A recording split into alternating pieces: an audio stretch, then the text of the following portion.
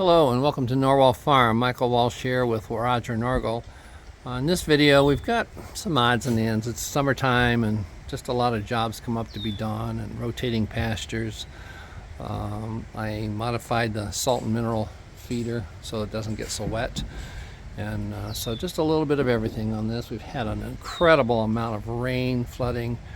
We lost part of our driveway due to this because we didn't have the drainage system in yet. So have to work around that. So thanks again for joining us. If you haven't already, please subscribe to our channel. Hit the like button, that helps our channel more than you know. Ring the notification bell, be advised of any new videos when they come up. And I apologize, I had some software issues with my computer, so I couldn't download photos and videos for a while, so it's been a while since I've been able to do that. So I got that rectified, and so we're back in business. So please leave us a comment and share this video with a friend if you would, please. Thanks again for joining us at Norwal Farm. Finally getting a break in the weather, and they're mowing the hay. First cutting is really mature. We're about 3 weeks late getting it cut. The farmer cash rinsed that field, and he's going to mow our field too and then chop it for his dairy cows. So we're going to have a dry space of weather here. Sunshine, so that's why they're cutting it today. I'm glad to get this done, and then we'll bale the second cutting. So that machine has actually combined 8 swaths into one. That's how big the machinery is these days. Economies of scale. Here's a shot of our hay field after they rake the hay. So those windrows are about 4 feet tall, and they're thick. So should make really good silage. Chopper that comes in is just a super heavy duty, and it will just walk right through this. So it cuts down on field time, fuel cost. Obviously the machinery costs more, but I think the farmer that farms this farm, they milk about 2,500 dairy cows, so they are large-scale farmers. So we're going to move this fence over so they can graze what wasn't cut by the mower, and they actually missed picking up a little bit of the cut hay. So we'll move it out far enough that they can graze that off. It's not going to hurt the hay field, and actually it'll stimulate the crop to grow better, gives us a little more forage. And then this corner here, we're going to go down to that post over there and come across here. Timing is good for this. They've got that paddock really grazed down. It's ready to be switched, and we'll go in there and top that off once we get them out of there. But we've got all of this up to the corner, and then all of this down to the corner there. So this will last them another day or two possibly, and then we'll do the northern fence line or lane, and then we'll put them in the north field. This is the following day after having grazed on this overnight. Remember, I had all that tall alfalfa along the fence line. I pretty well grazed all that down. So taking this up, and then we're going to fence off the laneway north of the hillside pasture and let them graze that tomorrow, and then probably go up to the north field the following day. We are back here at the woods by the north field, and you can see the lane that goes down there. That was where this wire was. So I took that one down. I strung a wire around from the other corner up along the highway. Goats and 4 ewes out here, and they've been on the north field 9 days. Down here at the north field, the 9 does are here, and there's 4 ewes. One of the Callum's laying there, and this is Dylan. You can see the does udders are pretty full, but they're actually starting to go down. Day before yesterday, they were just really tight, and that's normal. They have to fill up the pressure stops them from producing milk. The ewes are doing just as well. So this is after 9 days of grazing. This was just solid before. So they've done a good job. There are 2 gates in this field. The one where I came in, the other black gate down here. We'll open that up and secure it to a post. That way they'll have 2 gates to go in and out, and we'll leave the food and water and mineral in here for them. And I'm thinking this is going to last them probably 2 weeks, maybe a little longer, because they still got a little bit to eat on the north field. So it's June 21st today. It's a pretty hot day, not as hot as it was earlier in the week, but it is hot, and there's no wind back here by the woods, so it's pretty humid, and I'm sweating up a storm. But at least we're getting this done today. I just turned the kids out for the first time since they've been weaned. They're doing good, so they got some extra room to run and play. Setting up a creep gate here. They can go through there to get to their creep feed, and I'm also gonna put one over there so they can go between the paddocks. This will keep the rams and the llama out so they won't eat the grain, but it's big enough that they can come and go as they please. If you remember the things I said about goats, there's two things. One is if there's a hole, they will find it, and two, if you look at something and think surely they won't, they will. Well, yesterday I spent about an hour plugging holes on this, and I missed two. Came in today and they found the hole, and one of them had its head stuck.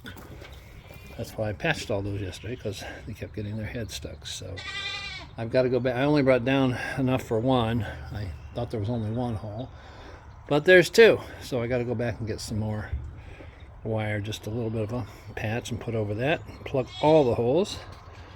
And then I see another one down here, one there, so there's two more, because invariably if I don't patch that, they're going to stick their head through there and get stuck.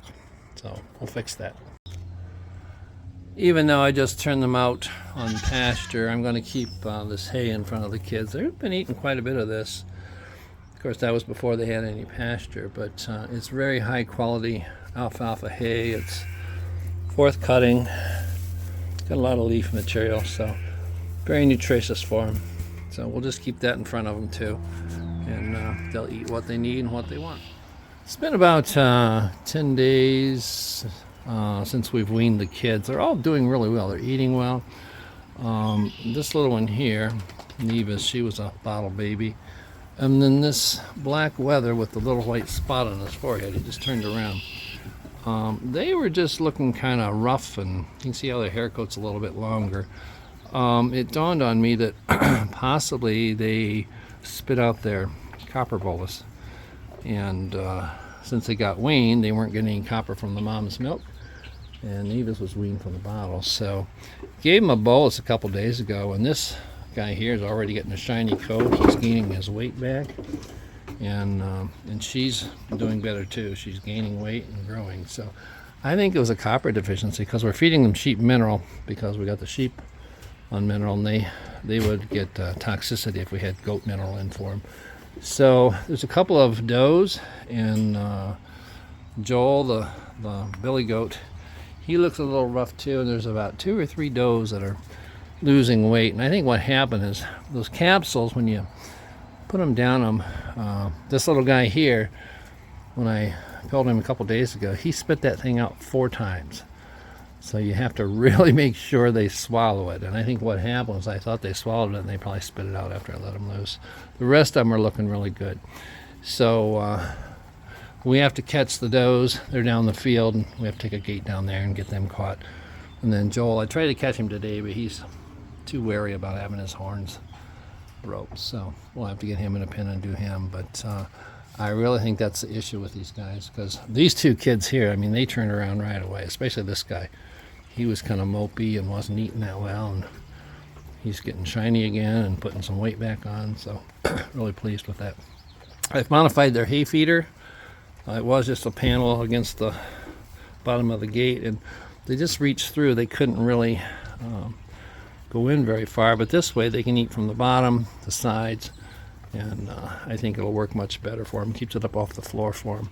So we'll get that filled, and we're gonna probably keep them in dry lot here in a few weeks. Just feed them hay and the grain, and then once the doelings are 6 months old, about 2 more months, then we will put them out with the ewe flock and just put them on pasture. So anyway, it's a rainy day, so I'm catching up on all these kind of odds and ends jobs. You see the hay rack now, it's up high, and they'll actually put their feet up on it and reach up higher, but they can reach underneath as well. See, just like that. So that's going to feed down better for them, and it'll just feed to the bottom, and that way they won't waste it. So that should work. We'll find out. It's been a little over a week since I modified the hay feeder. You can see pretty good here with the hay in it. And it's worked really well. They're eating all the hay. They're wasting minimal amount. They can reach it. Nobody's getting stuck. So very pleased with the way that's working.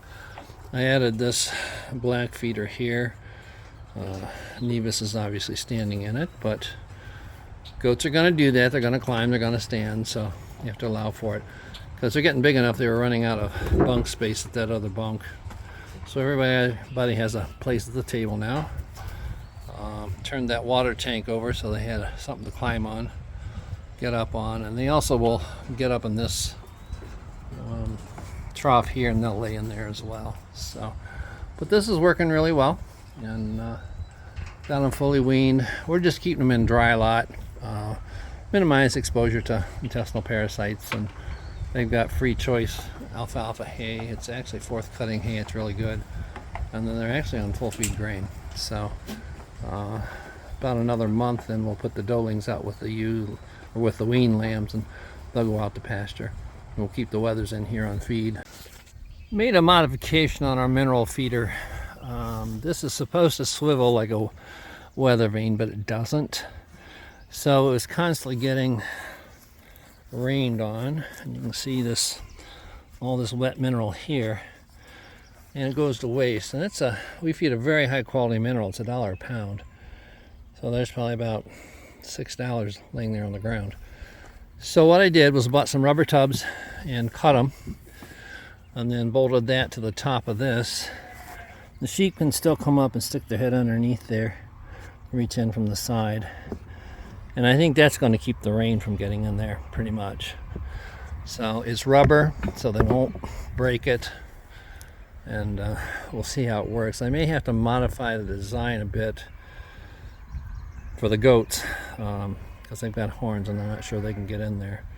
But this should work for the sheep. So I just put fresh mineral in, and we'll see how it works. There, I just put that up. The lambs aren't having any problem. They can stick their head right in there. The ewes will probably have to come in from the side and kind of twist their head. One thing we have noticed since we put up the boxes, we've got some tree swallows and then a pair of Eastern Bluebirds that have hatched and had eggs or chicks. So we've noticed that the fly population and the mosquito population has gone down. So we think that's partially attributable to having these insect eaters here, so we're pleased with that.